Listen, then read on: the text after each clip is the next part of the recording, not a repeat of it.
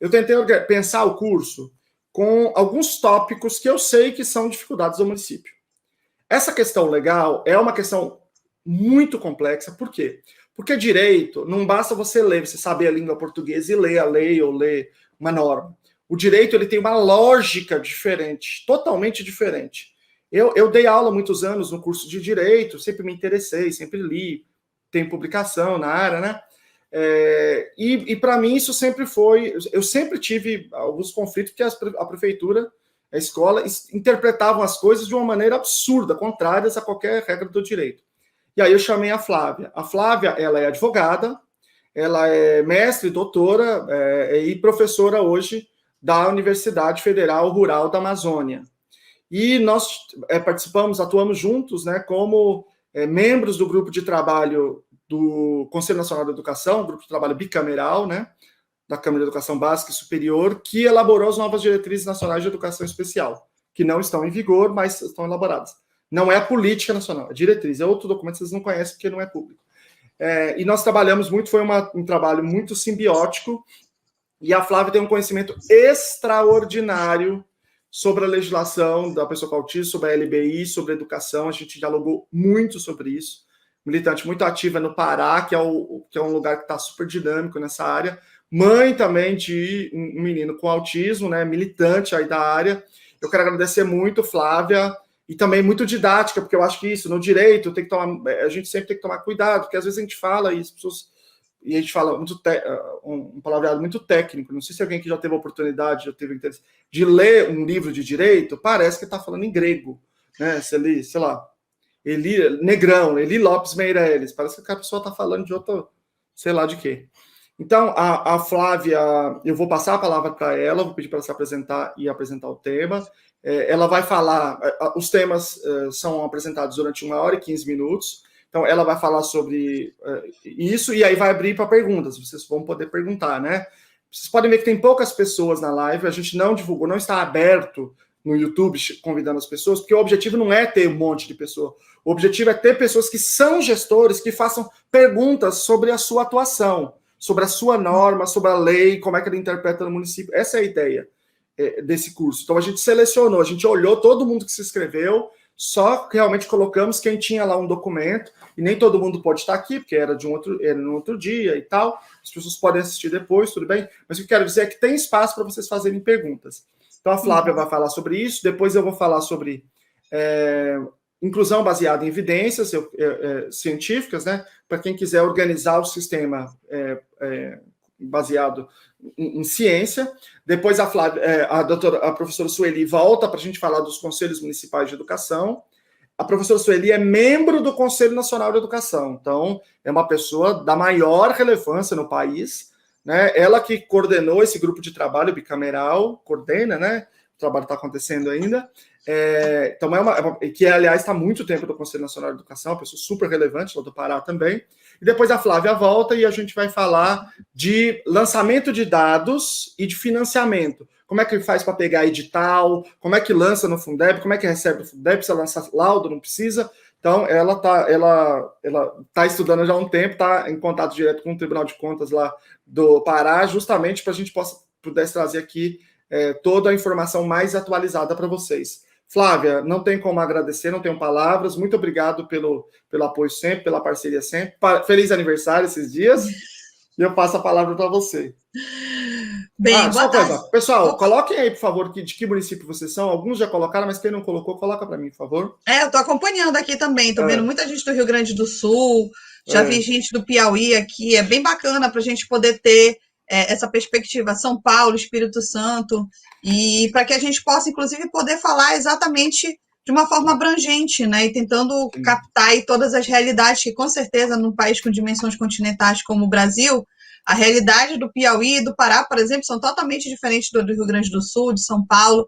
E talvez esse seja um dos maiores desafios desse tema que a gente vai tratar hoje.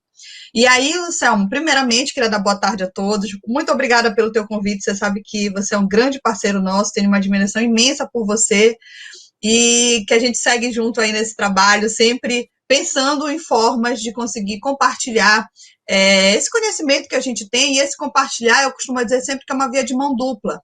A gente tem um conhecimento técnico, científico, proveniente da nossa carreira acadêmica, enfim, dos nossos estudos, do meu caso, do seu caso também, do fato de sermos professores, mas a gente também sabe que a gestão municipal, a gestão estadual, o chão da sala de aula também tem um conhecimento muito próprio.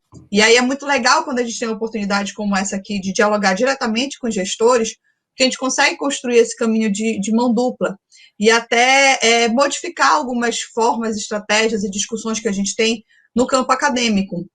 Então, hoje, meu objetivo eu fiz uma triagem, muito dentro daquilo que você falou, tipo, por exemplo, eu podia trazer aqui milhares de legislações que falam sobre o tema da educação e até mesmo da educação inclusiva, e ainda mais quando a gente fala, por exemplo, no sistema federativo, que você tem legislações na União, você tem legislações estaduais e você tem legislações municipais que tratam sobre isso. Então, eu poderia ficar horas e horas aqui só citando números de leis que falem sobre o processo de inclusão em todo o Brasil, nessas 3 esferas. Mas aí é aquele ponto que é exatamente o que o professor Luciano falou no início, da dificuldade que muitas pessoas têm de compreender o direito exatamente por conta desse sistema. Quando você não entende que o sistema jurídico brasileiro é um sistema federativo, você pode estar usando, por exemplo, uma lei municipal que determina uma situação que está contrária com uma lei federal. E aí você não sabe como solucionar isso, né? Porque você, quando, de repente, a Câmara de Vereadores vai fazer uma legislação, nem sempre as pessoas que estão ali têm esse cuidado. Opa, mas espera aí, deixa eu ver como é que é a legislação nacional para que a gente não crie nada que seja incompatível. Por isso que muitas vezes vocês vão, inclusive, como gestores, pegar uma lei municipal ou estadual e ela é a Ctrl-C, Ctrl-V de uma lei federal, que também nem sempre é positivo. Por quê? Porque você deixa de explorar as peculiaridades da sua região. E aí, muitas vezes, aquela solução que está ali em nível federal, ela não chega a esmiuçar uma solução de problema que deveria ser resolvido justamente no âmbito do município e do estado. Então, essa é uma complexidade que a gente tem, acho que esse é um ponto muito importante de objetivo do que a gente vai tratar aqui, e eu fiz um recorte trabalhando basicamente com a Lei Brasileira de Inclusão. Por quê? Eu tenho um curso na universidade chamado Projeto TER, em que eu basicamente faço formação de professores e de servidores públicos em parceria com a Escola de Governança do Pará. E eu comecei a observar nessas formações que realmente a Lei Brasileira de Inclusão, por ela ser uma lei razoavelmente relevante, ela é de 2015, mas ela só entrou em vigor em 2016, então a gente tem aí, não tem 4 anos e meio de vigor de lei. E ela é uma lei bastante extensa. E muitas pessoas realmente não conhecem essa legislação. Acabam, por exemplo, se atendo mais às resoluções do Conselho Nacional de Educação ou a LDB. Então, a LBI ela acabou um pouco que ainda não sendo totalmente absorvida pela gestão municipal, pela gestão estadual. E aí, por isso que eu tenho batalhado tanto em cima dela, porque a Lei Brasileira de Inclusão ela é uma lei muito importante, ela é considerada o Estatuto da Pessoa com Deficiência, ela se aplica também às pessoas com autismo, eu vou falar um pouquinho sobre isso, e o decreto que internalizou a Convenção de Nova York, que é como se fosse uma cópia, a Lei Brasileira de Inclusão, ela é totalmente inspirada na Convenção de Nova York, no caso do Brasil, ela tem força de emenda constitucional. Ou seja, se eu pegasse todas as legislações que eu tenho sobre inclusão no Brasil, eu poderia destacar que a Lei Brasileira de Inclusão e o decreto que internalizou a Convenção de Nova York, que é, como eu disse, como se fosse uma base essencial da Lei Brasileira de Inclusão, são as normas mais importantes que todos vocês devem conhecer para pensar em um sistema inclusivo. Especialmente, queridos, porque muitas das legislações que, de repente, vocês estão usando no dia a dia, elas não estão mais compatíveis com a Lei Brasileira de Inclusão. Por exemplo, nós temos resoluções do Conselho Nacional que são muito importantes, mas que são de 2001, de 2002, e que hoje, quando vocês forem fazer a aplicação dessas resoluções, vocês precisam olhar, opa, peraí, isso que eu estou fazendo enquanto gestão, está compatível com a Lei Brasileira de Inclusão? Porque se não estiver compatível, vocês vão precisar compatibilizar isso, ou seja, vocês vão ter que, na sua decisão enquanto gestor, analisar e fazer escolhas e verificar como você vai poder conseguir dar execução a isso. Então, se você tiver que escolher, você sempre deve escolher aquilo que está compatível com a Lei Brasileira de Inclusão. Primeiro, porque ela é uma norma mais completa. Segundo, porque o decreto que é a base da Lei Brasileira de Inclusão tem força de emenda constitucional. É muito importante destacar isso, não é que a Lei Brasileira de Inclusão tem força de emenda, muitas pessoas confundem, na verdade é o decreto, que é de 1998, inclusive, só que como não, existem... 2008. 2008, perdão, obrigada, querido. Só que como no decreto, muito das normativas são idênticas a que veio depois na Lei Brasileira de Inclusão, inclusive, por exemplo, o conceito de pessoa com deficiência, as pessoas acham que a lei brasileira tem força de emenda constitucional, mas isso só reforça a importância tanto do decreto quanto da lei brasileira de inclusão. Flávia, deixa eu falar uma coisa importante sobre isso, para as pessoas entenderem. A educação, ela é diferente de alguns outros serviços. Então, ela não é um serviço que quando ela é determinada na Constituição, que ela é um direito dos indivíduos, e lá na Constituição também se determina como se organiza, ela não é uma Constituição hierárquica. Então, não é o MEC que manda nos estados, que manda nos municípios. Ela é determinada pela Constituição como uma organização concorrente. Então, a legislação está acima dessa organização, tá? Então, você tem uma lei federal que é a LBI, ela não depende de uma instrução do MEC que instrua o Estado, que instrua o município. O município olha diretamente essa legislação e pode constituir no seu município legislações diretas para aplicar naquele contexto ou resoluções como norma complementar pelo Conselho Municipal de Educação quando for sistema. Então, você deve observar essas legislações, porque é sua obrigação como gestor, como Estado, por conta de um princípio chamado princípio da legalidade estrita, porque tudo que está na lei eu tenho que dar um jeito, me virar para poder cumprir, para que isso tenha aplicação no meu município, independentemente do MEC ou do Secretaria Estadual ter sinalizado alguma coisa. Isso. E esse ponto é muito importante, como eu disse para vocês. Dessas sondagens que eu fiz e de diálogos, ficou muito claro o quanto a Lei Brasileira de Inclusão ainda precisa ser discutida. Ela é uma lei muito importante, muitas pessoas conhecem, mas a gente não consegue perceber essa conexão do que a gente chama de compliance inclusivo, que a gente vai trabalhar aqui. Daqui a pouco eu já vou começar a apresentar os slides, mas eu quero dar um panorama do que vocês vão encontrar aqui na minha fala. Então, o nosso objetivo vai ser discutir como você, gestor, pode, a partir da Lei Brasileira de Inclusão, pensar em estratégias para você estar em compliance inclusivo, que é o quê? Eu estar de acordo com a norma, que é aquilo que o Estado deve fazer, pelo que o professor Luciano Lacerda acabou de falar, porque nós, enquanto servidores públicos, enquanto gestores, nós temos, pelo princípio do direito administrativo da legalidade estrita, nós só podemos fazer aquilo que está na lei, nós temos a obrigação, inclusive é isso que a gente aprende no curso de direito, né? Qual é a diferença do princípio da legalidade para a sociedade como um todo e para nós que somos servidores e gestores? É exatamente a forma como a legalidade ela ocorre. Se para todas as pessoas da sociedade você pode fazer tudo aquilo que a lei não proíba, para nós que somos servidores, nós só podemos fazer aquilo que a lei permite e temos a obrigação de sempre pensar em como executar essa política. Hoje em dia, esse termo do compliance ele ficou muito em evidência, porque é uma forma de você ter um combate à corrupção, mas ele foi se espraiando para outras áreas, como compliance trabalhista, e eu tenho trabalhado com a ideia do compliance inclusivo, que é exatamente isso. Como eu, gestor, começo a pensar todo esse sistema e eu começo a pensar em estratégias de planejamento para conseguir colocar isso em prática. Eu vou compartilhar, então, com vocês, então, no nosso panorama da nossa aula, como nós vamos fazer? Vamos discutir um pouco do que é esse compliance inclusivo, vamos ver como a Lei Brasileira de Inclusão pode possibilitar que os municípios executem, consigam garantir que o seu município esteja em conformidade com a legislação, e aí depois a gente abre para as perguntas para que vocês possam vir discutindo. Quero mandar um abraço, porque eu estou vendo que o pessoal de Oriximiná está aqui presente, eu vi algumas pessoas daqui do estado do Pará, que é a minha terra, que eu tenho muito orgulho. Eu vou só compartilhar aqui a minha tela, só um minutinho.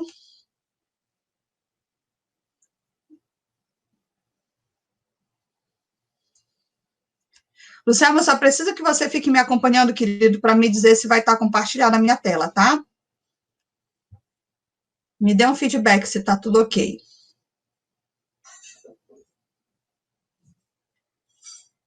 É só você... Isso. Pode colocar em ocultar. Coloca em ocultar aqui. Pronto. Tudo certinho? Todo mundo está enxergando? Tá ok, Luciano? Tá transferindo aí para você? Tá sim. Pode mandar Perfeito. Bala. Então, vamos lá. A gente fala aqui de marcos legais de educação especial, mas como eu falei para vocês, se eu fosse falar de todos os marcos, nós ficaríamos aqui um tempo, tarde toda falando só sobre esse tema, e eu gostaria muito de poder deixar um bom tempo aqui, pelo menos até de repente entre 1 hora a 45 minutos, para que vocês possam tirar dúvidas, que eu acho que é algo muito importante também para a gente nesse diálogo. Então, a gente começa falando sobre compliance. Como eu disse para vocês, compliance é um termo que ele vem do inglês, e ele significa estar em conformidade, tá? Então, como é que a gente pode fazer isso pensando na gestão pública? Pensando em como nós vamos ter estratégias para manter essa ética, essa integridade, esse desenvolvimento sustentável na execução de uma determinada política. Esse é o principal ponto. Então, esse é o nosso objetivo. Eu tenho que ler a legislação, né? Eu tenho que ler as resoluções, eu tenho que ler a lei, pensando, opa, como eu, enquanto gestão, consigo fazer com que isto que está na lei funcione na prática. E é isso que significa a ideia do compliance inclusivo, né? Como eu vou poder fazer essa observância. Então, isso já é um foco muito importante, queridos, porque dentro do direito, a gente chama isso de hermenêutica e de propedêutica jurídica, que significa o quê? Eu estudar as bases de como eu vou compreender o direito e como eu vou interpretar o direito. Lógico que para o direito a gente tem uma série de outras bases que a gente utiliza, mas o que eu quero deixar para vocês aqui é esse olhar diferenciado, não é ler a lei por ler, mas eu tenho que ler pensando nisso. Esta lei está direcionada a quem? Ao Estado. Quem é o Estado? Somos nós, servidores e gestores, que temos esse dever de fazer a aplicação dessa legislação. Logicamente, sempre dizendo que vocês vão ter várias outras concepções, que Estado envolve desde povo, território, soberania, executivo, legislativo, municipal, mas para o nosso curso aqui, o que eu quero deixar claro é que quando a gente for ler na lei que o Estado tem o dever de promover a inclusão, nós temos que pensar quem é que vai promover na prática essa inclusão? É o professor que está na sala de aula, é o secretário municipal de educação que vai promover o planejamento, né? São os conselheiros que vão criar, por exemplo, o plano municipal de educação e vão prever uma parte de legislação inclusiva. São, por exemplo, os vereadores da Câmara Municipal que vão prever orçamento para que isso possa ser executado. Então, essa forma de ler a legislação certamente já vai trazer um olhar diferenciado para vocês nesse curso. Então, esse já é o primeiro ponto que eu quero deixar de destaque aqui, para que você se pergunte como é que você está lendo as legislações. Será que você consegue enxergar que quando a lei fala que o Estado tem o dever, esse Estado é você, gestor, é você, servidor público? Porque se você consegue ler isso, você já começa a pensar em novas estratégias. No segundo ponto, né, que é sobre a importância do compliance, né, exatamente ele, do ponto de vista genérico, ele é uma estratégia de negócio, então ele prevê muito essa questão da transparência, e ele pensa exatamente, né, como gestores, eles dominam os processos, procedimentos implementados, executados com conformidade política, comercial, trabalhista, contratual e comportamental. Então, é esse ponto que a gente precisa pensar. Como, ok, se eu já entendi que eu sou a pessoa que vai ter que executar essa política, como eu vou fazer isso para estar em conformidade com a legislação? E a ideia é exatamente isso, né? A gente precisa pensar nessa mudança de gestão, essa mudança de paradigma de enxergar. Eu tenho tido muitos cursos que eu ministro, que eu ainda percebo essa dificuldade dos gestores e dos servidores se enxergarem enquanto Estado. E aí é como se a gente pensasse assim, ok, o Estado tem o dever de fazer isso, então quando o Estado fizer, eu vou lá e faço uma adesão, mas nós somos o Estado, né? Vocês, gestores, são as pessoas que podem fazer essa transformação. E é muito isso que a gente quer trazer aqui no curso. Então, a ideia para a gente aqui é que o compliance é o dever de estar em conformidade com atos e normas. É a obrigação de nortear suas atuações de acordo com as regras estabelecidas. Então, como eu disse para vocês, e foi reforçado inclusive pelo professor Lucelmo, nosso objetivo aqui é entender como eu leio esta lei, qual é a minha obrigação enquanto gestão pública e como eu faço para estar em compliance inclusive, como é que eu faço para conseguir executar essas questões legais. É claro que aqui, como eu disse, nós vamos fazer um recorte específico para que a gente possa garantir, dentro desse tempo que a gente tem aqui, uma maior aprendizagem. Então, quando a gente fala em compliance inclusive, só um detalhe, peço licença para vocês, eu não estou conseguindo enxergar aqui o comentário. Então, Lucelmo, eu vou ficar com o meu WhatsApp, querido, no celular aqui aberto, porque, enfim, se você precisar tratar comigo de alguma questão de tela, alguma coisa assim, você pode falar comigo por aqui também. Tá, eu ia pedir para o Lucelmo, por favor, querido, vá anotando as perguntas, porque eu não estou vendo o chat, Então, de Tá. repente, eu Eu te posso... passo pelo WhatsApp, eu te passo as perguntas. Por enquanto, as pessoas estão só comentando. Aí, quando Tá, você abrir para pergunta, eu te passo. Aí a gente tira também o PowerPoint quando você abrir para pergunta no final. perfeito. Só peço desculpa se de repente eu não estiver prestando atenção nos comentários nem nas perguntas, que é porque a minha tela está cheia aqui com o slide. Então, queridos, a ideia é exatamente isso, quando a gente começa a trabalhar o termo do compliance inclusivo, é essa cultura que seja inclusiva com uma avaliação de riscos. Isso é um outro ponto muito importante. A gente hoje em dia percebe que muitas vezes, quando as pessoas não conseguem perceber, principalmente a gestão pública não conseguem perceber, que o não cumprimento da legislação, ele traz riscos para a gestão pública.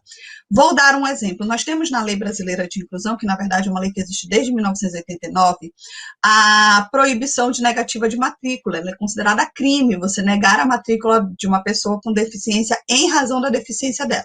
Daqui a pouquinho a gente vai falar um pouquinho mais sobre isso. E muitas vezes a gente ainda vê esse comportamento ser executado por gestores, principalmente diretores de escola. Sendo que esse gestor, além de muitas vezes não conhecer essa norma, ele não avalia os riscos. Por exemplo, daquela pessoa, daquele servidor sofrer um procedimento administrativo disciplinar e ser demitido do serviço público, dele sofrer, por exemplo, um processo criminal, né, exatamente por essa situação prevista na legislação, de um município, estado ou enfim, qualquer uma das entidades ser processada por danos morais, né? E aí você tem uma série de riscos que envolve o não cumprimento do compliance inclusivo. E esse é um outro ponto que eu quero destacar para vocês. Então, estar em compliance significa estar em conformidade com a lei. Primeiro, porque isso é algo importante decorrente exatamente desse princípio ético, né, de um princípio de responsabilidade social, que eu tenho como gestor o dever de cumprir as leis. Mas eu também tenho uma questão de riscos, que todas as vezes que eu não executo essa legislação, eu tenho que avaliar que eu estou em risco de sofrer, por exemplo, um processo judicial, um processo administrativo, um processo criminal, um processo indenizatório. E hoje também é uma coisa que a gente tem percebido com a garantia, com a melhoria do acesso jurisdicional de muitas famílias, Ministério Público, Defensoria Pública, que cada vez mais nós temos o Estado como o principal, digamos assim, principal parte, né, desses processos judiciais. Hoje em dia, segundo levantamentos do CNJ, as ações que envolvem o Estado, municípios, estados e federações já são responsáveis por mais de 70% dos processos que correm na justiça brasileira. Então, isso é algo que está aí, né, posto, e que é muito importante que os gestores avaliem, né, por que os riscos que há de você implementar ou não um compliance inclusivo. Então, não se trata só de uma benesse, muito pelo contrário, né? Não é uma questão atitudinal apenas, eu vou cumprir a lei porque, enfim, eu acho que é importante, né? Ou porque eu me sinto bem cumprindo isso, porque eu acho que eu tenho como, porque eu tenho, eu me solidarizo com os direitos da pessoa com deficiência. Não, existe uma questão de gestão pública e de riscos para a gestão pública quando você, como gestor, faz a opção por não implementar políticas de inclusão. Isso é muito importante, esse é um contraponto do compliance inclusive, por isso que é tão importante a gente discutir esse tema, né? Então, a ideia é exatamente isso, a gente tem que ter uma legislação que proteja também o Estado, e uma das formas de você fazer isso é exatamente tendo esse planejamento baseado em compliance inclusivo. Eu sei que eu não estou fazendo a leitura do slide, é só mesmo uma base para que vocês possam ver, ele está muito voltado também para essa questão empresarial, porque a base da discussão do compliance ela é muito mais voltada para essa perspectiva empresarial do que a de gestão, mas obviamente que você tem uma conexão sobre esses termos, e eu também vou deixar esses slides disponíveis para vocês depois, é um material, digamos assim, para que vocês possam fazer a leitura e acompanhar esse conteúdo. Com relação à gestão de risco, tá? A gente traz aqui que visa exatamente fazer a gestão de risco exatamente quando você pensa nessa situação de quais são os custos, quais são as contingências, o que uma ação ou uma não ação da gestão pública pode trazer em multas, publicidade negativa, interrupção de atividades, enfim, indenizações. Tudo isso precisa estar dentro desse planejamento inclusivo que as gestões públicas precisam fazer. E isso, infelizmente, ainda é algo que não é tão discutido. A gente, como eu disse para vocês, a gente ainda tem um pouco desse processo de inclusão, um tanto quanto de nicho, parece que só é responsável o coordenador da educação especial, ou então só é responsável o professor do AE, ou então só é responsável, de repente, aquele vereador que tem essa causa como uma pauta política. A gente não consegue perceber como isso precisa englobar a gestão pública como um todo. E eu acho que muitos dos que estão inscritos aqui no nosso curso, com certeza são pessoas que atuam especificamente nesse campo.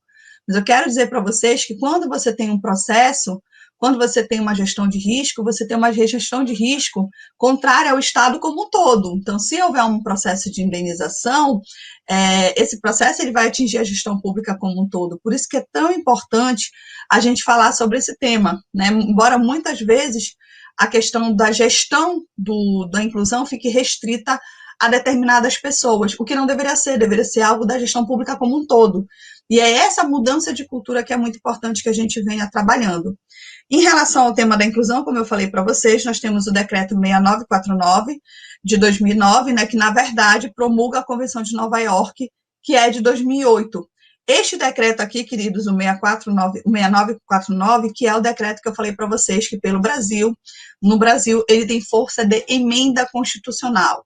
Isso tem a ver com o formato que ele foi aprovado, tá? E não são todas as legislações do Brasil que têm força de emenda constitucional, mas é importante nesse momento que vocês saibam que esse decreto ele tem força de emenda constitucional.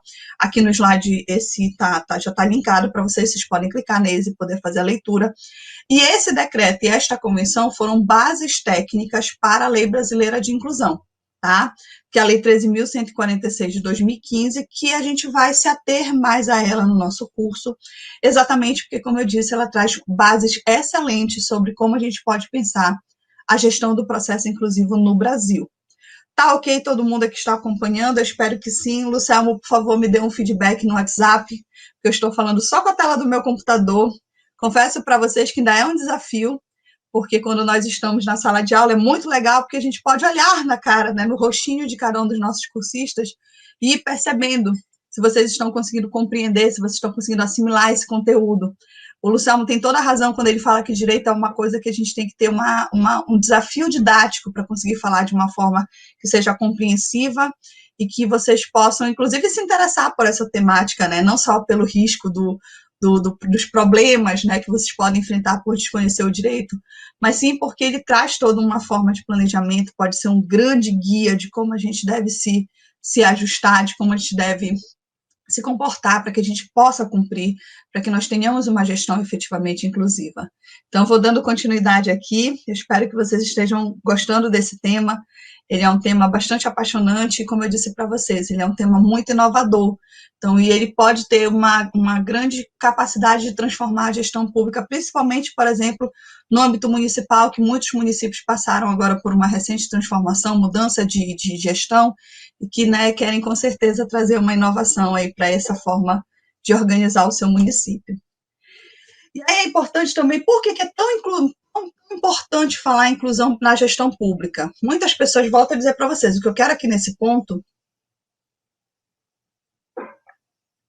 é desconstruir um pouco a ideia que talvez muitos de vocês, enquanto gestores da educação municipal, da educação inclusiva, né, da educação especial, enfrenta em relação a ter que dialogar, por exemplo, em relação à intersetorialidade, ou seja, ter que dialogar com a Secretaria de Saúde, até às vezes com a própria Secretaria de Educação, com a Prefeitura, com os vereadores, que é uma certa ideia de que a inclusão não é tão importante, né? A gente tem, às vezes, essa dificuldade.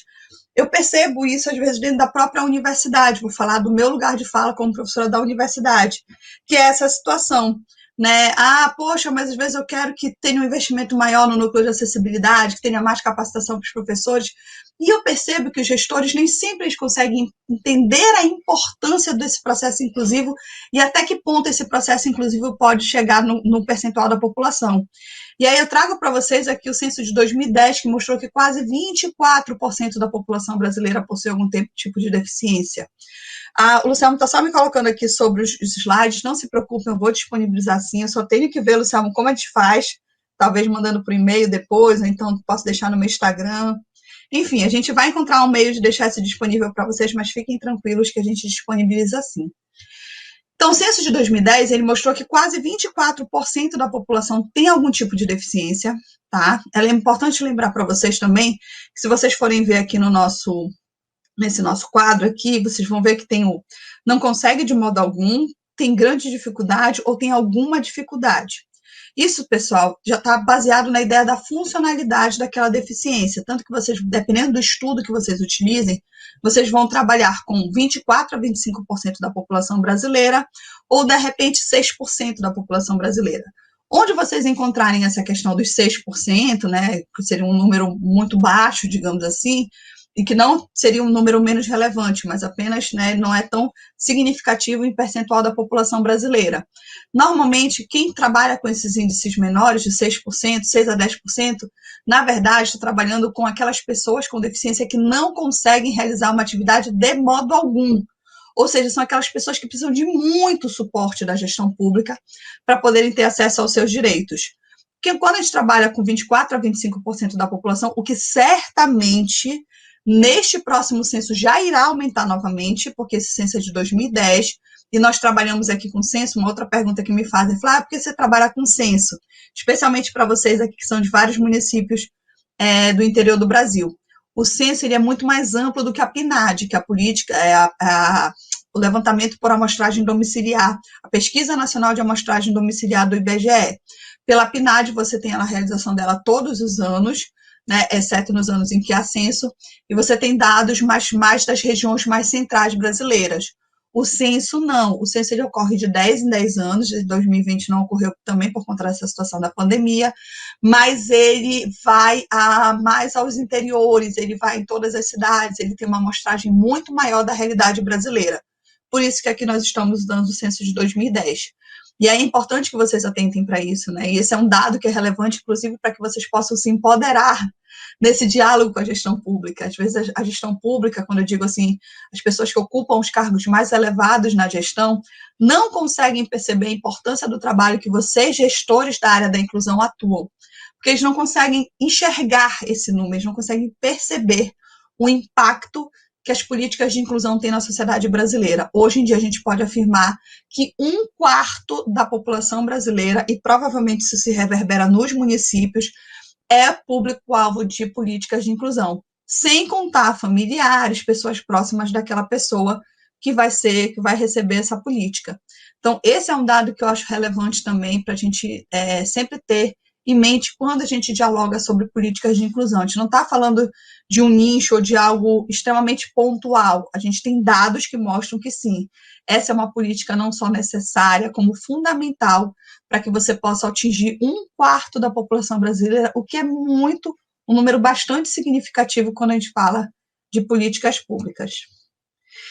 E aí, queridos, eu quero trazer aqui um ponto para vocês, que era algo que eu estava falando logo no início, né? Vocês vão ver que esses slides aqui, eles não são slides em que eu vou esmiuçar cada um desses tópicos, mas é para que vocês tenham um panorama da complexidade de entender o sistema legislativo brasileiro, e não é para vocês se assustarem, por favor, na verdade, é para mostrar para vocês o quanto é importante, na gestão, vocês escolherem algumas normas que são basilares, que vocês realmente precisam dominar para que vocês possam organizar o seu sistema inclusivo. Então, aqui eu queria mostrar para vocês das garantias legais até a Lei Brasileira de Inclusão, falando, por exemplo, que a gente tem uma série de declarações internacionais que falam sobre o tema da educação, tá? Desde a Declaração Universal dos Direitos Humanos até passando pela Declaração Mundial da Educação para Todos, de 90, que é um documento muito importante, também conhecido como Declaração de Jontier, a Declaração de Salamanca, de 94, que fala sobre o processo da educação inclusiva, a Convenção sobre Direitos da Pessoa com Deficiência, que é, na verdade, de 2008, e aí você tem uma série de legislações internacionais que tratam sobre esse tema.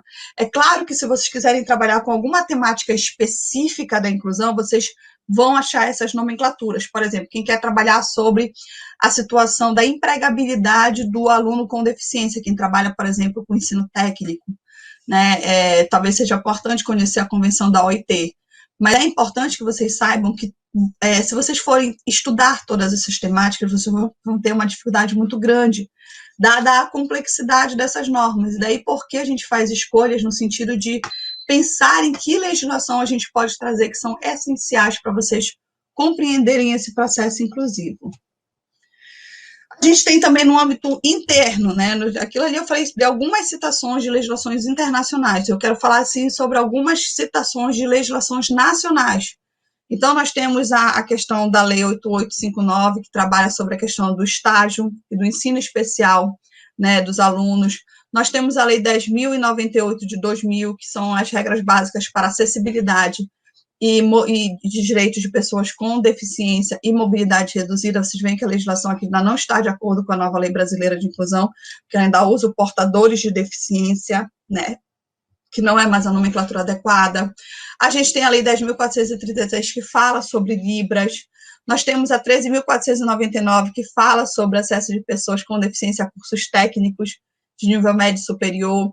E tudo isso, como eu disse para vocês, pessoal, só é para mostrar para vocês a quantidade de normas, e eu estou aqui fazendo um rol exemplificativo, que tratam sobre o tema da inclusão. Vocês vão ver que a gente tem muito mais, eu estou apenas falando de legislações. A gente ainda tem os decretos, e aí nós temos essa série de decretos aqui, como eu estou falando para vocês, inclusive o 186, que eu já falei para vocês, né, e o 6949, que foi da importância deles para a questão da inclusão, uma vez que eles tratam sobre a Convenção de Direitos da Pessoa com Deficiência. Nós temos também portarias, ou seja, eu tenho leis, decretos, portarias, avisos circulares e resoluções que tratam desse tema.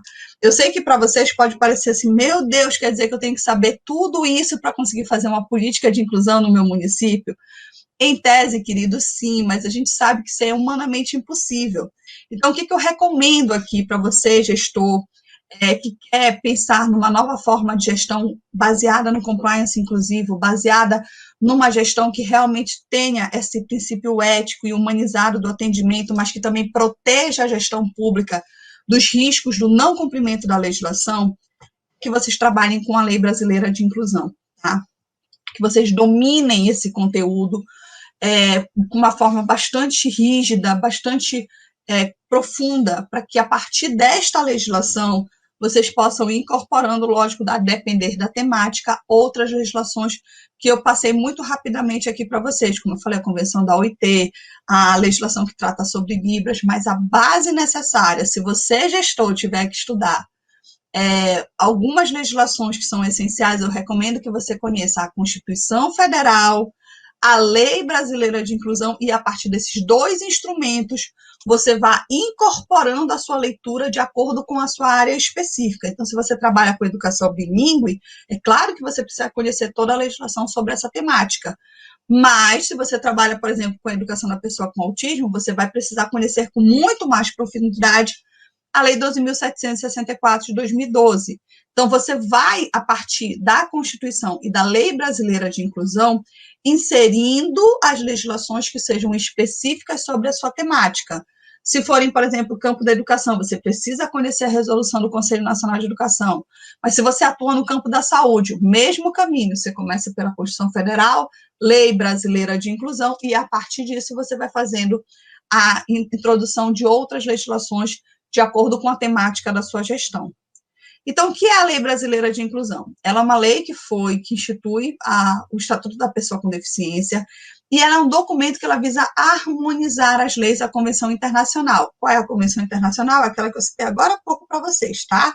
Bem aqui, ó, o decreto 6949, que internalizou a Convenção sobre os Direitos da Pessoa com Deficiência, que é de Nova York. Então, essa legislação, a 13.146 de 2015, ela vem harmonizar todas as leis brasileiras, né, já existentes, na verdade, tem vários, vocês vão ver que ela é uma lei que várias vezes ela cita outras leis.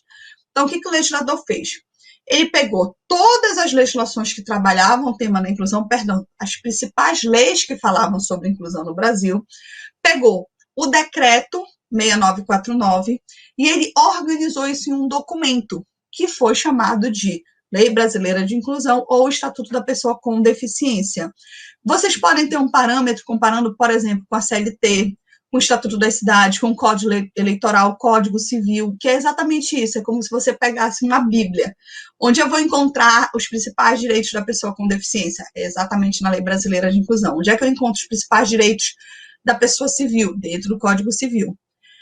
A Lei Brasileira de Inclusão, ela tramitou por quase 15 anos, pessoal, dentro da esfera do Poder Legislativo. E ele entrou em vigor 6 meses após a aprovação. Então, ela foi aprovada em 2015, né, em julho de 2015, mas ela só começou a vigorar em 2016. Por isso que eu costumo dizer que dentro do sistema brasileiro, ela ainda é uma lei muito recente, que muitas pessoas não têm um domínio, ou às vezes não tiveram a leitura necessária para a importância que essa legislação tem. Então, por isso que sempre que eu tenho vindo dar esses cursos, eu tenho batido na importância de que você, gestor, se atenha à Lei Brasileira de Inclusão, tá? E é claro que se você, por exemplo, jogar como garantir o AE na escola, você vai encontrar no Google milhares de questões, de levantamentos, desde de doutrinas, ou seja, desde artigos científicos e de discussões baseadas exatamente nesse conhecimento científico, que é muito importante, além de legislações, pareceres, enfim, você pode ficar, enquanto gestor, um pouco perdido. Por isso que aqui a gente tenta dar um caminho de como você conseguir organizar esse processo de gestão. A Lei Brasileira de Inclusão, ela traz também, eu vou destacar agora, né, alguns pontos dessa Lei Brasileira de Inclusão, vou dar uma apresentação panorâmica do que é a Lei Brasileira de Inclusão, especialmente sobre o campo de educação, que pode ser um grande diferencial para vocês. Então, um dos principais pontos que essa legislação traz, que é proveniente da Convenção de Nova York, é a mudança de paradigma. Por que isso? Então, a deficiência ela deixa de ser um atributo da pessoa e passa a ser o resultado da falta de acessibilidade que a sociedade e o Estado dão às características de cada um. Então, a deficiência passa a estar no meio. O que isso significa para você, gestor? Significa que a partir da mudança de paradigma trazida pela Lei Brasileira de Inclusão, você não pode mais entender que a responsabilidade pelo seu não acesso a um direito é da pessoa com deficiência. Então, não é a pessoa com deficiência por ser cadeirante que não tem condições de frequentar a escola. É a escola por não estar com acessibilidade arquitetônica, acessibilidade atitudinal, acessibilidade pedagógica que está impedindo aquele aluno de participar. O mesmo vale para a pessoa com autismo, por exemplo. Não é pelo fato da pessoa ser pessoa com autismo que ela está com dificuldades de acessar a educação ou de participar na sala de aula. O que está acontecendo provavelmente é pela falta de acessibilidade, pela falta, por exemplo, de um mediador pedagógico, pela falta de um cuidador, que essa criança com autismo, dependendo das suas características, pela falta de adaptação de materiais, por exemplo, ela pode não estar conseguindo acompanhar da maneira que poderia e realmente estar inclusa dentro desse processo educacional. Isso é a prática da mudança de paradigma. Então, você, gestor, a partir dessa mudança, como você tem que olhar quando chega uma demanda para você lá no seu escritório, no seu gabinete? Você tem que começar a pensar quais são as barreiras que nós, enquanto gestores, estamos colocando para que esse direito não se efetive. Então, essa mudança de paradigma que ela é muito significativa. Eu falei agora há pouco, né, sobre como vocês devem ler a lei. Então, ler a lei pensando como eu vou tirar ela do papel. E como é que vocês devem encarar os problemas que chegam para vocês na gestão. Encarem os problemas com uma mudança de paradigma. Pensando não que isso é um problema da pessoa com deficiência, mas como nós da gestão vamos conseguir enxergar aquele problema, enxergar as barreiras que nós estamos impondo para promover uma solução. Então, a ideia é que quanto mais acessos e oportunidades, você tem menos dificuldades consequentes da característica da pessoa com deficiência. É lógico que a gente não ignora que, sim, existem limitações, muitas vezes corporais, intelectuais da pessoa com deficiência, mas não é exatamente essas limitações que vão impedir ela de participar. Né? Vocês vão ter que garantir o acesso e as oportunidades, e é isso que a gente busca aqui. Então, pelo artigo 2º, em alguns trechos eu vou trazer exatamente como está a letra da lei, mas quem quiser, até poderia ter deixado essa dica logo no início, peço desculpas. Quem porventura quiser baixar aí, abrir na sua tela de computador, enfim, depois imprimir a legislação, pode pegar os slides e ir acompanhando, né, os artigos destacados aqui, que de repente pode ser aqueles que tenham maior relevância para vocês no estudo da Lei Brasileira de Inclusão. Lembrando que aqui é um desafio falar de uma forma tão curtinha sobre uma lei tão importante que tem mais de 200 artigos. Mas a gente vai tentar destacar aqui alguns pontos que sejam essenciais para vocês. Então, a definição da pessoa com deficiência é aquela que tem impedimento de longo prazo de natureza física, mental, intelectual ou sensorial, o qual a interação com uma ou mais barreiras pode obstruir sua participação plena e efetiva na sociedade em igualdade de condições com as demais pessoas. Então, lembrem que aqui está em destaque exatamente isso, não só a condição da pessoa, que é quem tem esse impedimento de longo prazo, mas que, ao interagir com as barreiras que são postas pela sociedade, e aí você lê a sociedade, incluindo o Estado também, impede que ela realmente consiga participar de maneira plena e efetiva. Esse é um ponto significativo. Como eu disse para vocês, nosso diálogo aqui hoje tem muito esse condão, trazer uma nova visão para vocês de como vocês podem ser gestores mais inclusivos. Olhar os projetos, olhar os problemas com uma mudança de paradigma é essencial. E lógico, o ideal é que vocês não esperem os problemas acontecerem. Então, olhar o planejamento, por exemplo, que vocês estão realizando, com esse olhar baseado nessa mudança de paradigma, também é algo essencial.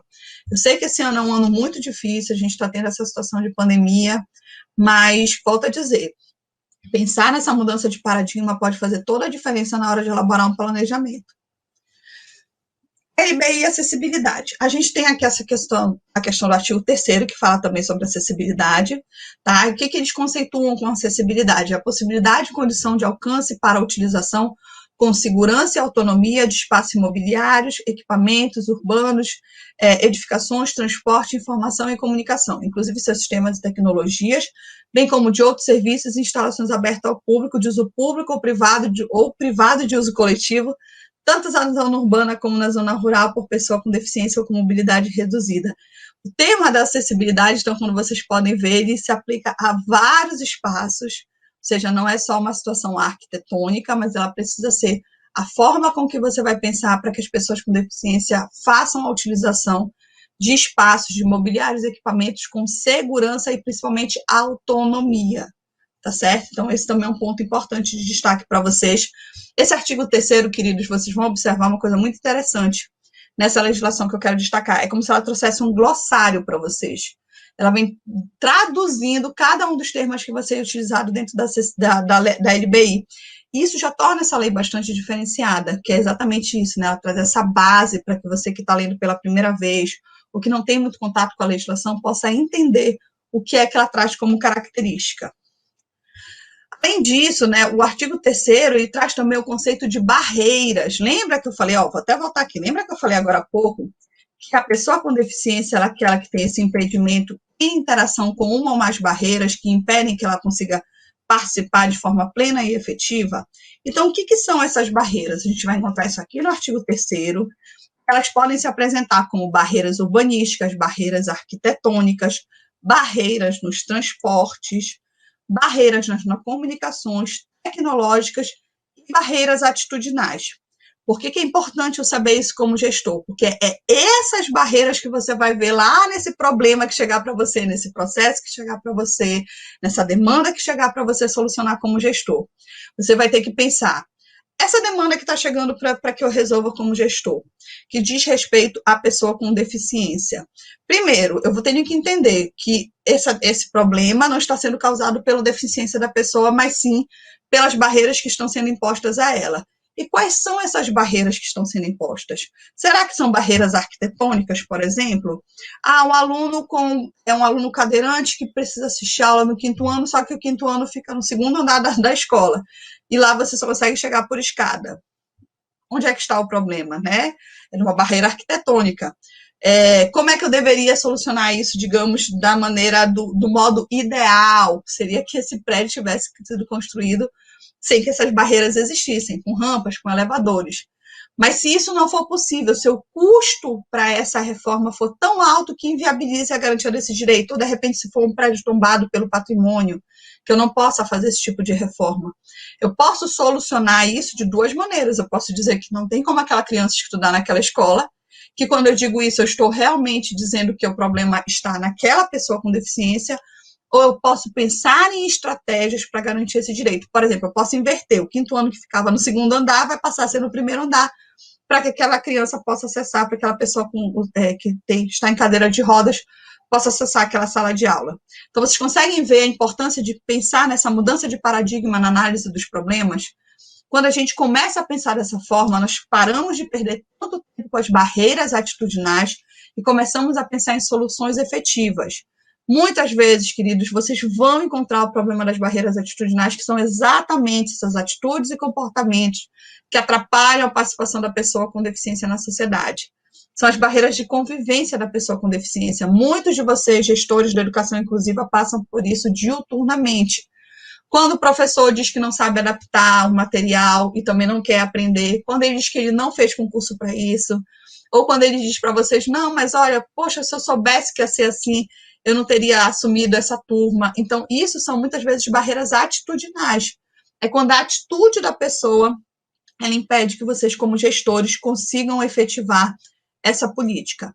Barreiras atitudinais vocês combatem exatamente com o processo de conscientização, mas também usando muitas vezes, e isso, lógico, numa situação já extrema, né, não é aquilo que a gente recomenda, a gente sempre recomenda uma solução o mais pacífica possível, mais conciliadora possível dos conflitos, por isso que a mediação de conflitos é algo muito importante para os gestores, mas se isso se tornar, se isso se tornar um risco para a gestão pública, por exemplo, aquele professor que já foi orientado sobre como fazer um planejamento educacional, sobre como adaptar o material, e ele permanece na negativa de realizar isso, gerando um risco para a gestão de sofrer, por exemplo, um processo por parte do Ministério Público ou da Defensoria Pública, você, como gestor, poderá utilizar os outros instrumentos da legislação, como procedimentos administrativos disciplinares, baseados na Lei Brasileira de Inclusão, em que vocês vão solicitar a investigação da conduta daquele servidor, que ele poderá ser, inclusive, penalizado com advertência, com suspensão,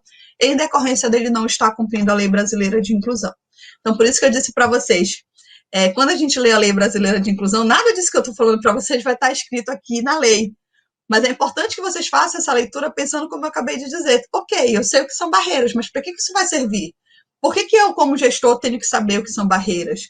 Exatamente para que vocês possam enxergar nos problemas, nos processos administrativos que vão chegar para vocês, o que de barreira está sendo imposto ali e como vocês podem fazer para retirá-las, ok?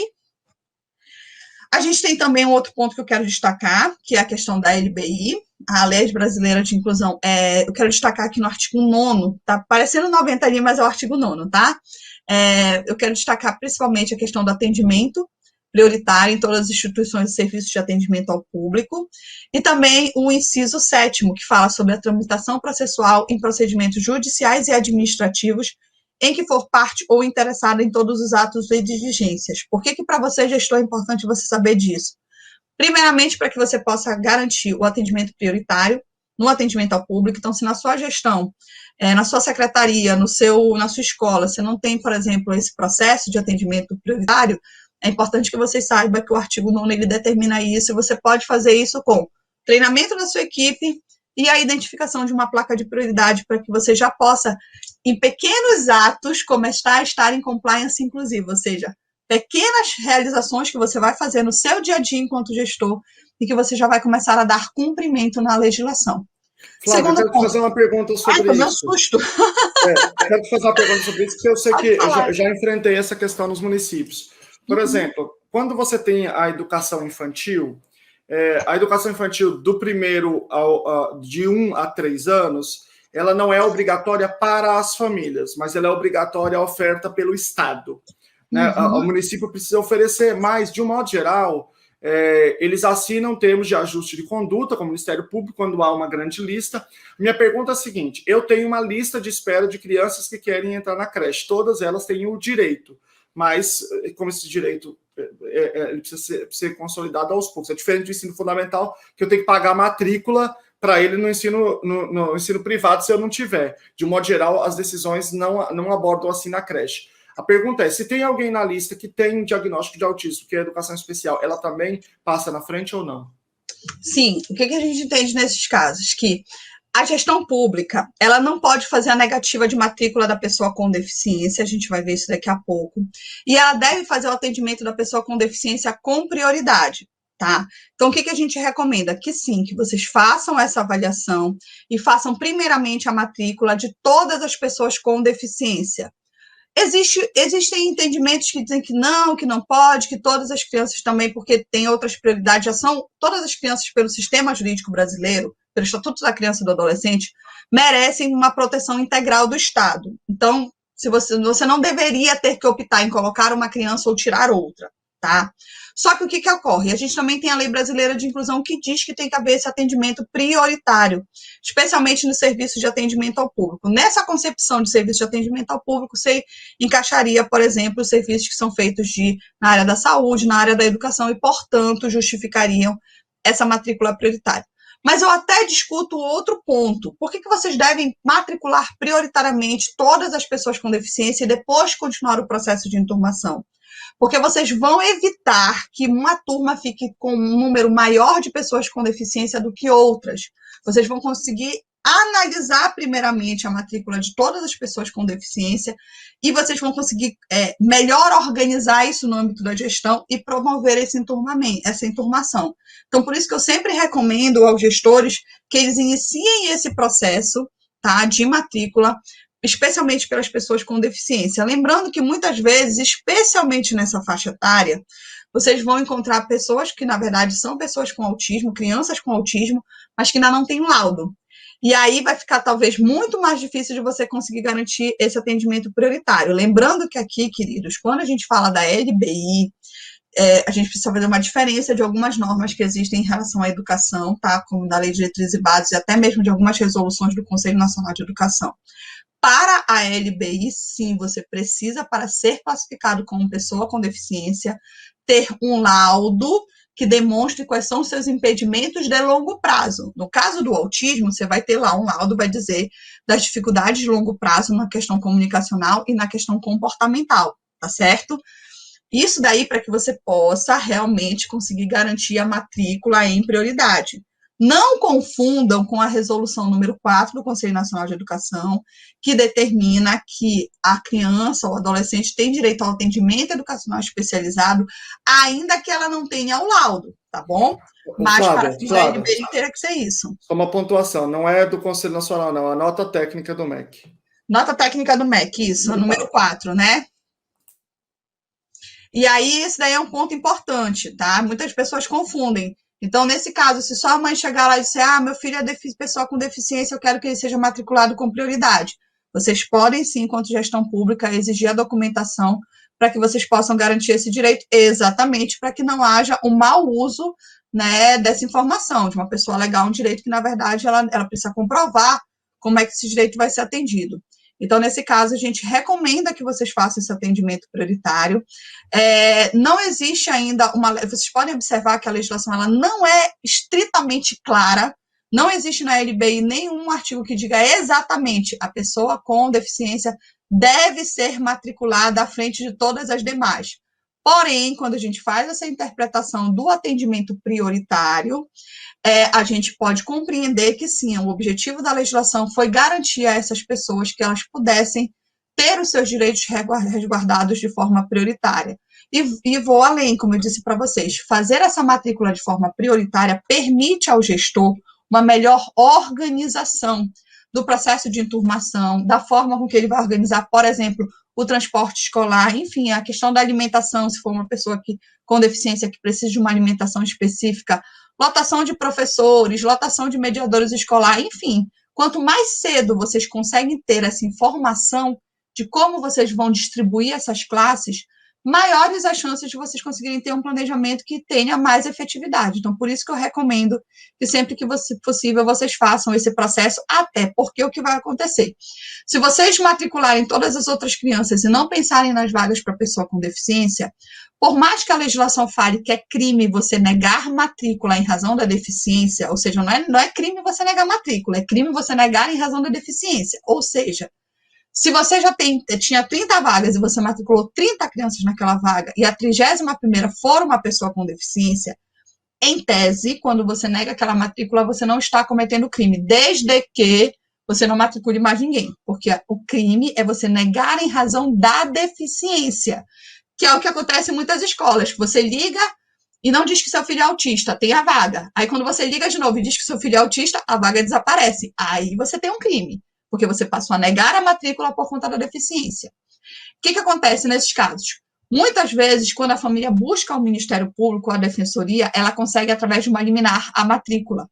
Porque eu volto a dizer para vocês, a criança sempre tem prioridade no sistema brasileiro por conta da doutrina da proteção integral, e some-se a isso o fato de que as pessoas com deficiência têm uma proteção extra em razão da sua condição de deficiência. Isso é um problema para a gestão pública, porque em tese você poderia argumentar que você já excedeu o número de crianças na sala de aula, mas o Ministério Público e a Defensoria vão entender que aquele direito precisa ser resguardado e que você, enquanto gestão pública, tem que promover aquela matrícula. Então, por isso, mais uma vez, eu recomendo que vocês façam, primeiramente, a matrícula de todas as pessoas com deficiência, para que vocês possam melhor organizar isso, tá? E até evitando, por exemplo, colocar pessoas com múltiplas deficiências, e com autismo, síndrome de Down, deficiência visual e deficiência auditiva, todas numa única sala, porque isso pode dificultar o trabalho do professor, enfim, vocês possam organizar melhor esse processo de vocês. No item 7º, a gente tem... E aí, ó, tem uma coisa que dá até para a gente fazer essa conexão, né, da tramitação processual. Vocês sabem que o processo de matrícula é um processo administrativo, né, que ocorre internamente, cada município aí tem a sua forma de realizar. Aqui vocês têm, inclusive, a saída de por que vocês podem garantir essa matrícula prioritária, que não é só pela questão do atendimento a esse direito, mas sim porque a pessoa com deficiência ela tem tramitação processual prioritária. Então, se o processo de matrícula ele é um processo administrativo para poder fazer a inclusão daquela pessoa, automaticamente o processo de matrícula que seja referente à pessoa com deficiência, ele vai ter uma tramitação prioritária em relação aos outros procedimentos.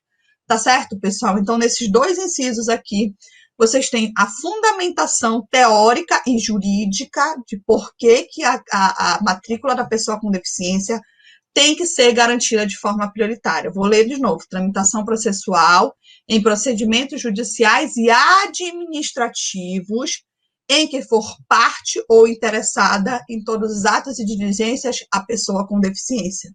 Deu para ficar claro, pessoal? Deu para entender, Luciano? Ficou ok essa parte? Deu sim. Então, os processos administrativos, qualquer processo que correr na Secretaria de Educação tem que colocar aquele selinho de urgência e passar na frente de todos os outros, quando tiver uma criança com deficiência envolvida.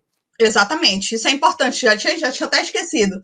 Como é que você faz isso na prática? Eu era office boy da prefeitura, então eu sabia que aqueles que tinham selinho, a gente tinha que levar, não podia esperar acumular para você fazer o protocolo junto com os outros.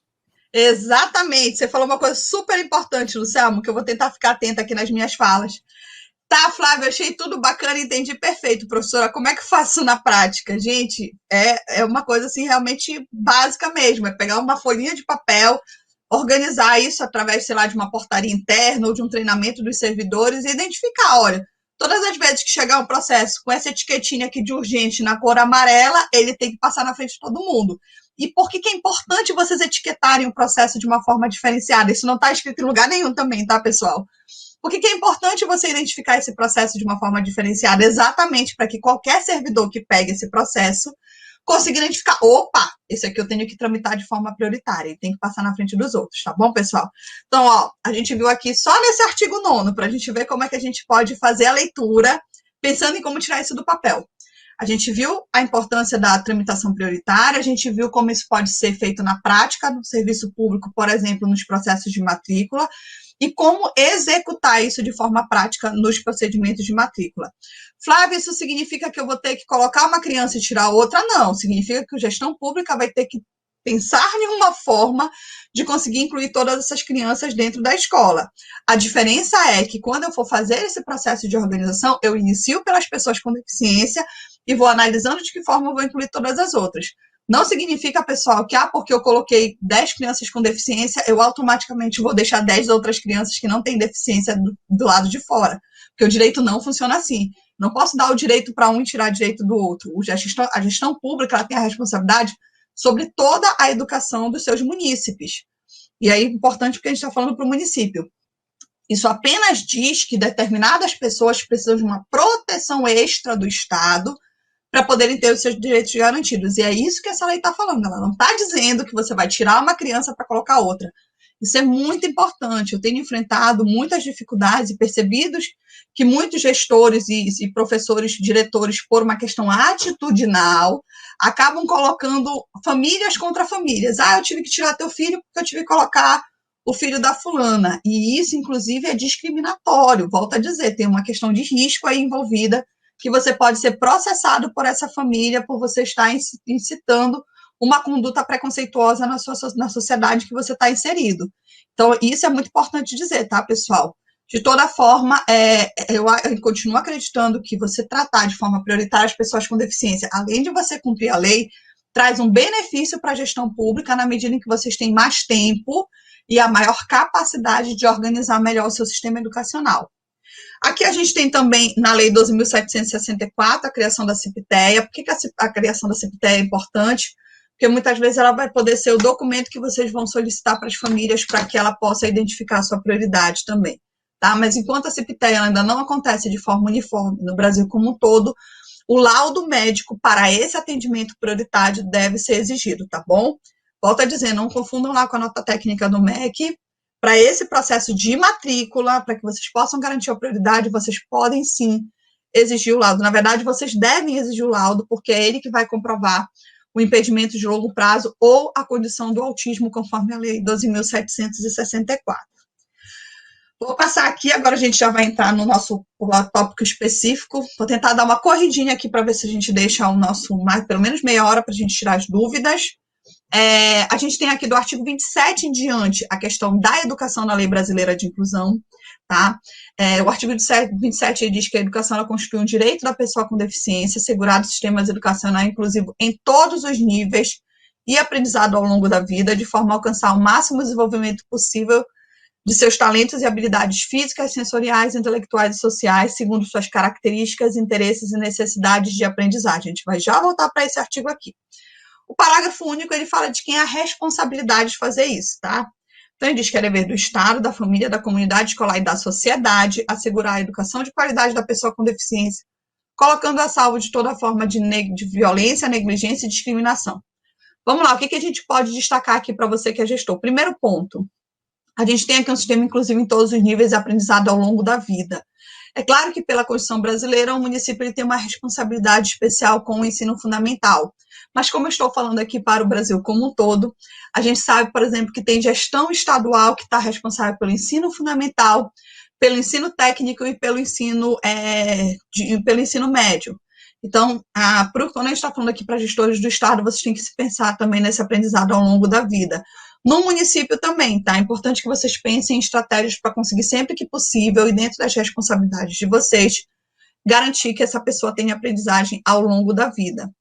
Agora, o outro ponto que eu quero destacar aqui, embora não esteja em negrito, é o que é a educação para a pessoa com deficiência.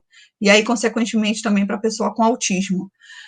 É quando você consegue desenvolver o máximo possível de seus talentos e habilidades físicas, sensoriais, intelectuais e sociais. Significa, queridos, que quando vocês forem pensar no projeto pedagógico para ser aplicado com aquela pessoa, a gente não pode considerar somente as habilidades intelectuais, não é só uma questão de currículo intelectual.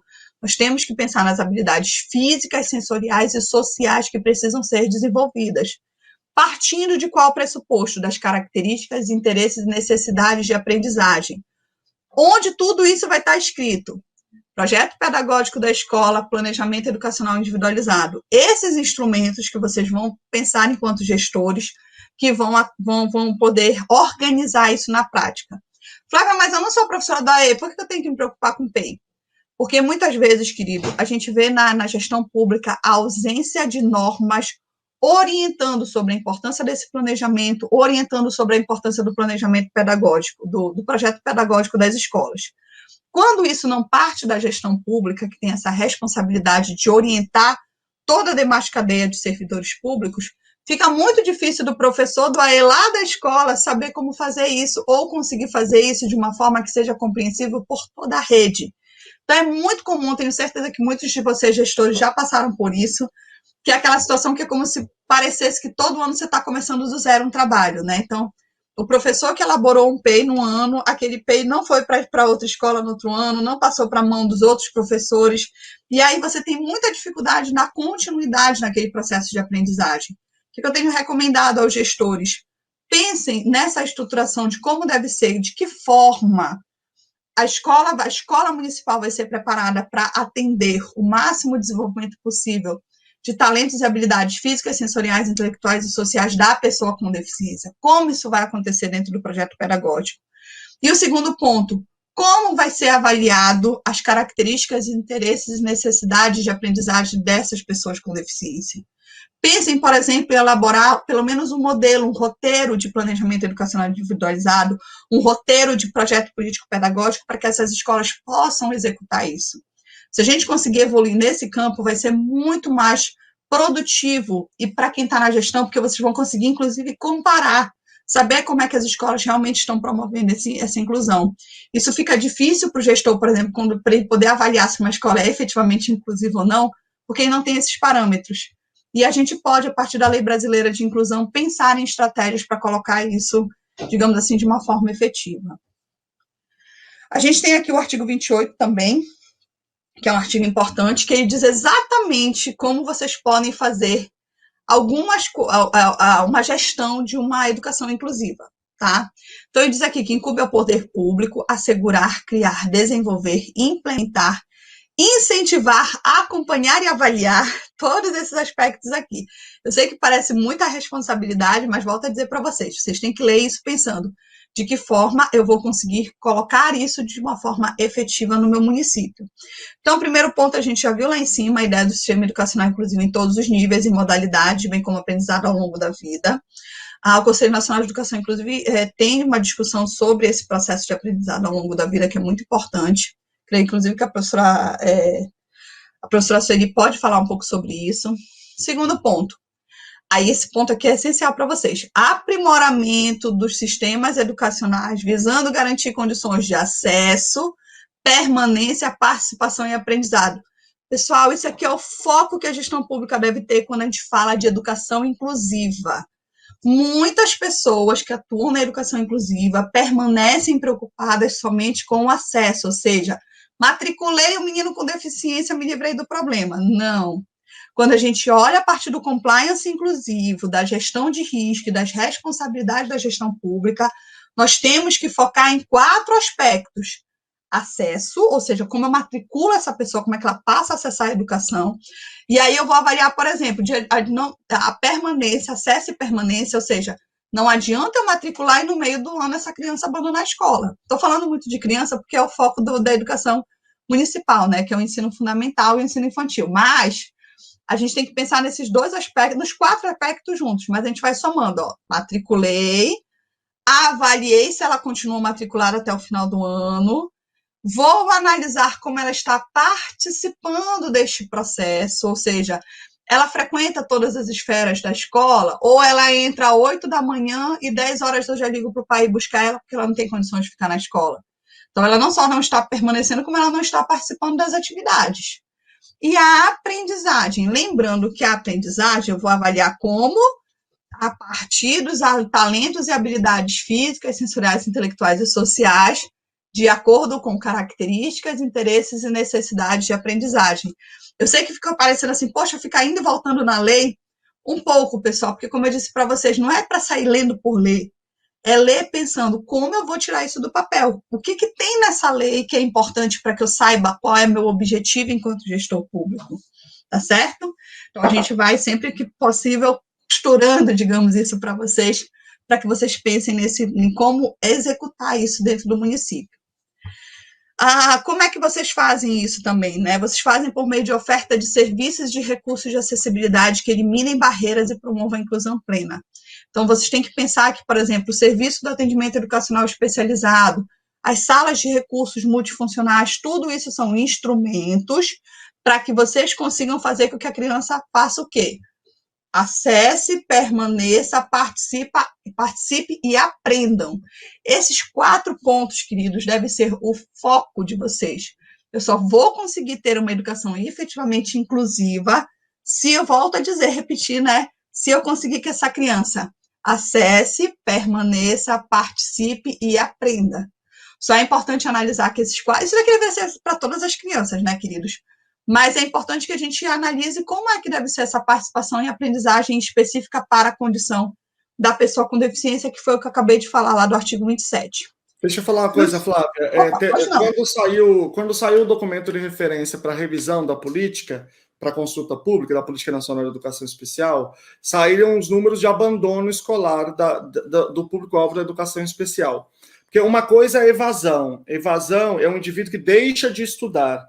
Outra coisa é o abandono. É um indivíduo que no meio do ano ele deixa de ir. Ele não vai mais. Os números de abandono da educação especial são altíssimos. Quer dizer, os números já são gravíssimos no Brasil. Mas os dois números, tanto de evasão quanto do abandono da educação especial, são ainda muito mais graves. São muito mais altos. Deixa eu só falar uma coisa para vocês. Nós vamos falar, a gente vai falar tanto que tem algumas perguntas aqui de financiamento. O financiamento a gente vai falar na outra fala da Flávia, que é no final, tá bom? E Flávia, o horário não é daqui, você vai deixar meia hora daqui a pouco, não, que é até 3h30, ó. Era até 3h15, na verdade, 2 a 3h15. Eita, então eu vou correr aqui, vou só falar dessa outra parte do artigo 28, e aí eu já abro para perguntas, tá certo? Confesso para vocês que eu me empolguei aqui falando um pouco sobre a questão da LBI, mas eu acho que são informações importantes para que a gente possa construir uma base de conceitos, tá? Então, esse ponto da acesso, permanência, participação e aprendizagem, eu acho que é importante que vocês internalizem, pensando como executar isso. No 3, a gente tem sobre o projeto político-pedagógico, que institucionalize o AE e que também promova as adaptações razoáveis. Também é importante que vocês façam a leitura depois. Tá? Aqui a gente tem o tópico da oferta de educação bilíngue em classes bilíngues. O 6º fala sobre pesquisas e métodos voltados para as técnicas pedagógicas, os materiais didáticos e equipamentos, né, voltados também para isso. Esse inciso 6º é aquele que fundamenta por que as escolas têm que também fazer materiais adaptados para pessoas com deficiência. Muitas escolas não sabem qual é a justificativa legal para essa obrigatoriedade. O 7º é um que eu gosto muito, que eu acho que o Luciano depois pode falar com muito mais propriedade, que é o planejamento de estudo de caso, com a elaboração do planejamento, de um plano de atendimento educacional especializado. O plano do AE, a gente sabe que cada sistema, ou às vezes até cada escola e até cada professor chama isso de um nome diferente. Por isso que eu reforcei com vocês a necessidade de vocês terem um planejamento identificando isso. Mas eu costumo encaixar aqui no inciso 7º a necessidade do PEI, que é o Planejamento Educacional Individualizado, ou que alguns chamam de Planejamento de Atendimento Educacional Especializado. Não está muito claro como isso deve ser feito, passo a passo, para realizar isso aqui na legislação, mas o que eu reforço com vocês? Para tirar tudo isso do papel, é importante que vocês tenham uma portaria, uma resolução do próprio município organizando como isso deve ser executado. Aqui a gente tem participação dos estudantes e das suas famílias nas diversas instâncias de atuação da comunidade escolar. Volto a dizer, tem coisas aqui que não tem custo nenhum para o Estado para poder executar, e aí é importante que vocês pegarem todo esse artigo e exatamente pensarem de que forma vocês podem executá-los. A gente tem aqui a adoção de medidas de apoio, né, com a questão especialmente dos tradutores e intérpretes, mas que a gente pode também encaixar a utilização de tecnologias assistivas e de profissionais que possam favorecer as comunicações alternativas para aqueles alunos que necessitem. A questão de formação, que a gente vai até depois falar isso sobre a questão do financiamento, que a gente tem uma linha de financiamento voltada para programas de formação inicial e continuada de professores. A questão da formação e disponibilização de professores para o atendimento educacional especializado, voltado especialmente para a interpretação de Libras, e a oferta de ensino de Libras e do sistema Braille. A legislação trouxe muita coisa sobre a questão do ensino de Libras, tá certo, pessoal? E aí a gente finaliza, então. Ainda teria alguns tópicos para falar para vocês, mas eles são mais específicos sobre como vocês podem fazer para esse processo de execução. Vou só fechar aqui. Não sei como é que eu faço agora, Luciano, para cancelar a minha transmissão. Opa, muito obrigada, querido. Para que a gente possa aproveitar o tempo que nos resta, então, eu vou abrir aqui de novo para as perguntas. A gente focou aqui basicamente no artigo da Lei Brasileira de Inclusão, que é o artigo 27 e 28. Vocês viram que, mesmo falando só sobre esses dois pontos, a gente já tem muita coisa que pode ser abordada, e eu acho que o principal que vocês devem pensar enquanto gestores no âmbito dos marcos legais é exatamente isso. Não é eu ler a lei por ler, mas como eu leio essa lei já pensando em implementar uma gestão inclusiva.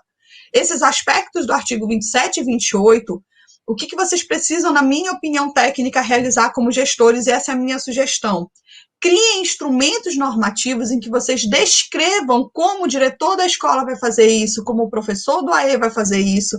Eu ainda encontro professores do AE que não sabem nem como elaborar um PEI, e eles não têm nenhum documento de suporte da gestão pública para, pelo menos, iniciar esse processo.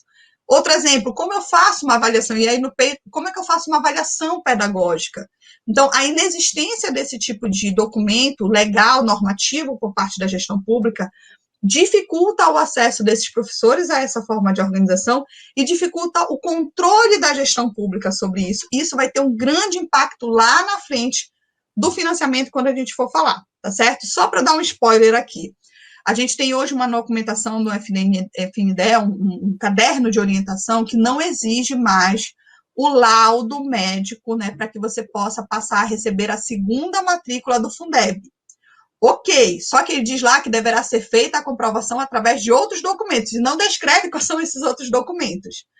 Normalmente, pessoal, não há uma fiscalização, a FNDE não consegue dar conta de fiscalizar todos os municípios para saber se vocês realmente não estão colocando matrículas de uma forma equivocada, né, uma vez que não tem um documento.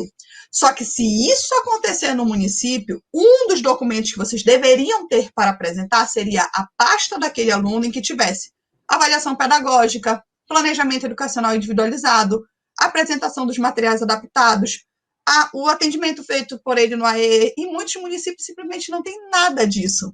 Então, eu passo a receber o recurso da segunda matrícula, mas eu não tenho a documentação para comprovar que esses recursos estão sendo realmente utilizados. E aí, aquela questão da gestão de risco que a gente falou ali no início. Mas agora, Anselmo, vou passar para vocês tirarem as dúvidas. Alguém tinha falado justamente isso, que como a LBI descreve o que é a pessoa com deficiência, se não tiver laudo, pode ter que devolver o dinheiro. E aí, como você disse, tem tanto a orientação do próprio FNDE, quanto a nota técnica do próprio MEC, porque o que acontece é o seguinte, quem define que o MEC dá orientação técnica é a Constituição, está escrito lá. O MEC dá, ele não tem o poder hierárquico para dar orientação técnica. Quando ele emite uma nota técnica é um documento que faz um tipo de interpretação da lei que tem força jurídica. Portanto, não existe esse risco. Só que você precisa ter documento. Você não pode simplesmente colocar quem você quiser. Então, você precisa ter algum outro documento que apoie essa sua decisão. Tem uma pergunta aqui da Suelen. Se a escola já prevê 2 turmas e possui 2 alunos com laudo, a orientação seria um em cada turma ou independe? Olha, Sueli, nesse caso, o ideal, volto a dizer, seria ter uma avaliação pedagógica. Por exemplo, você pode ter 2 alunos com autismo que tenham um autismo leve, que, na verdade, não é só porque são autistas leves, tá? Mas é que sejam autistas que não necessitem de um suporte muito aprofundado, que você possa, inclusive, ter, por exemplo, um mediador pedagógico que atenda, que dê suporte a esses 2 alunos. Se isso puder ser feito, talvez seja interessante, tá? Se, de repente, na avaliação pedagógica, além do laudo, tá, vocês observarem que não, são 2 alunos com autismo que possuem um grau de comprometimento maior, talvez seja necessário vocês colocarem em turmas diferentes. Por quê? Porque isso pode facilitar para que o professor da turma ele consiga dar um suporte maior. É muito difícil, nesses casos, dar uma decisão assim, sem ter essas bases. Por isso que eu digo, avaliação e construção do planejamento é essencial para a tomada de decisões. E aí, quando você soma isso, por exemplo, a uma prioridade de matrícula, em que você, enquanto gestor, tem mais tempo para conseguir fazer esse processo, vocês ganham esse fôlego para não ter que tomar essa decisão aí com a espada na cabeça, e muitas vezes sem nenhuma base científica, sem nenhuma base de gestão. Você acaba, vou colocar 2 esse ano junto, não deu certo, no ano eu separo, mas vocês ficam nessa tentativa e erro, digamos assim. Olha quem chegou aí, Flávia, professora Sueli, bem-vinda, boa tarde, professora, tudo jóia? Boa tarde, queridos, estou a postas. Tá, eu só vou fazer mais umas perguntinhas para a Flávia aqui, a gente já começa, perfeito. Tá, professora? Não, estou à sua disposição, Flavinha. Muito obrigado. Eu queria falar uma coisa sobre isso que a Flávia falou, que é muito importante, né, porque realmente o tempo é muito curto. Mas existe um princípio jurídico que ele regula todo o direito, o ordenamento jurídico, a aplicação do direito, quando a gente fala de criança e adolescente. Chama-se princípio do melhor interesse da criança e do adolescente, tá? É um princípio constitucional que regula toda a interpretação do ECA e tudo aquilo que se refere a criança e adolescente. Então, a resposta sempre vai ser a seguinte: ok, qual é o melhor para aquela criança? Essa sempre, e ainda que a norma diga o contrário, porque sempre que você tem conflito entre norma e princípio, vale o princípio, tá? Então, isso tem muito a ver com o que as evidências científicas dizem sobre a esse respeito. Eu vi que tem algumas perguntas sobre, por exemplo, quando que ele tem direito a acompanhante ou não. Eu vou falar sobre isso na minha fala, sobre prática baseada em evidência. Eu vou colocar para vocês aqui um modelo de regulamentação de diretrizes para práticas baseadas em evidências no município, para a organização municipal. Então, isso na minha fala eu vou trazer, tá? Minha fala depois da professora Sueli. Tem uma pergunta aqui sobre Flávia, sobre o CIPTEA, sobre a carteira de identificação da pessoa com autismo. Está perguntando qual é o órgão prioritário e se a educação pode emitir, a Secretaria de Educação. A legislação, a 2.764, ela fala que até haver um órgão central para fazer essa emissão, os órgãos de proteção, o sistema de proteção da pessoa com autismo do município e dos estados poderá regulamentar isso. Isso tem até gerado uma certa confusão, porque cada município está fazendo a sua forma, digamos assim, né? E aí nem sempre a gente consegue ter uma unificação da forma de expedição dessa carteira. Aqui no estado do Pará aconteceu isso, né? A gente começou a perceber que cada município estava expedindo a sua, e isso estava gerando muita confusão. Então, o governo do estado passou a assumir essa responsabilidade, criou um CADTEA, que é um cadastro de registro das pessoas com autismo, dialogou com todos os municípios, e aí esse sistema de proteção que envolve saúde, educação, assistência social no município e no estado, ele se entendeu que isso ficaria responsável pela Secretaria de Saúde do estado do Pará. Mas a legislação, ela fala que até ser feita, até que seja implementado esse CAPT, que é essa criação de uma carteira que seria no âmbito federal, está até aqui no parágrafo 4º do artigo 3º A, quem quiser dar uma olhadinha da Lei 12.764, os órgãos responsáveis pela Política Nacional de Proteção das Pessoas com TEA deverão trabalhar com os respectivos responsáveis pela emissão de identificação, tá? Então, isso pode ser feito por quem emite o RG, tá certo? Ou por quem executa a política municipal ou estadual da pessoa com autismo. E aí é um pouco complicado, porque a política, em tese, envolve saúde, educação e assistência social. Por isso que eu digo, como é que vocês fazem isso? Através da intersetorialidade, assentando.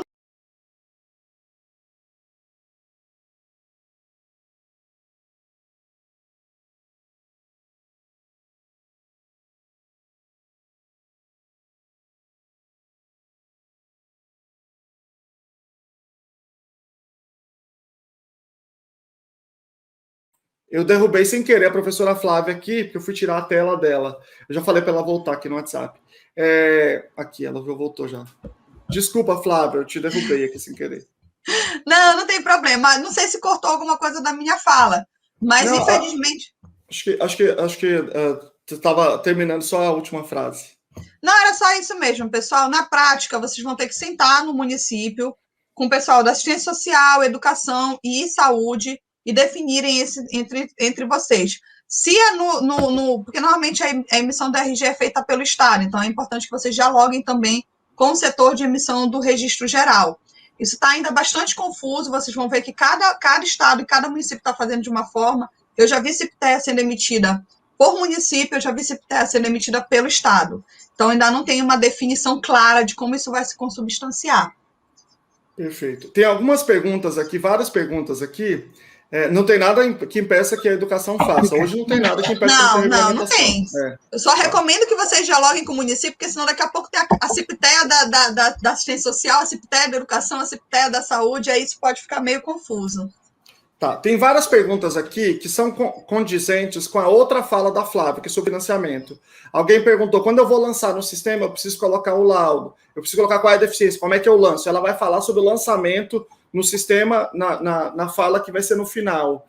ela também falou, ela também perguntaram como é que faz no caso quando tem sala especial, como é que é o financiamento. Então, isso ela vai falar também na outra fala, tudo que está relacionado ao financiamento. E eu vou falar sobre mediadores. Então, eu vou me despedir agora da professora Flávia e vou conversar agora com a professora Sueli. Flávia, então você volta lá no final, a gente já combinou o horário, nas últimas 1h15 lá para a gente bater esse papo, tá? Até daqui a pouco. Tchau, tchau, pessoal!